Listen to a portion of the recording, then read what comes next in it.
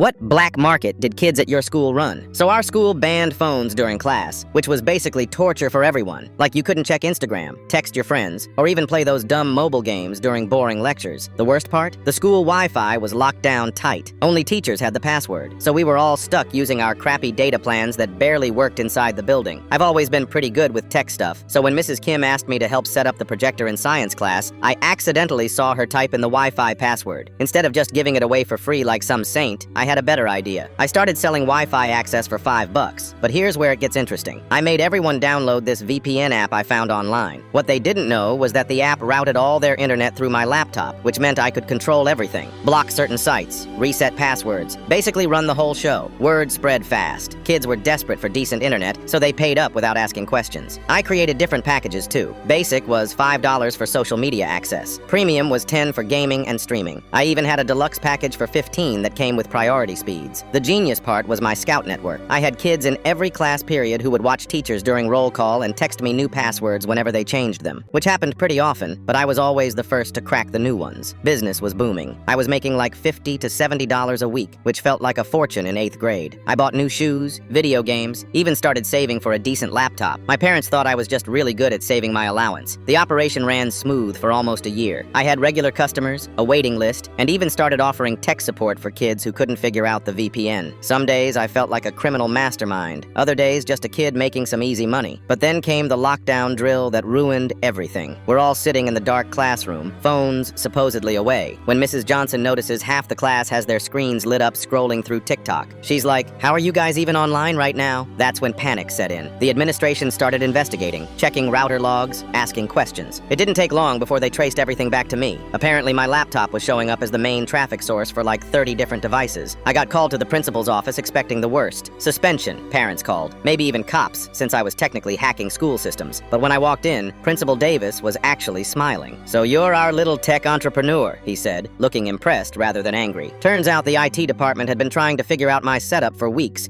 and were genuinely curious about how I pulled it off. Instead of punishment, they offered me a deal. Shut down the operation completely, no more selling access, and they'd give me a spot helping manage the school's tech department. Real work, actual pay, and experience that might actually matter for college applications. I took the deal, obviously. Got to keep all the money I'd made, learned legitimate networking skills, and even helped design the new student Wi-Fi system they rolled out the next semester.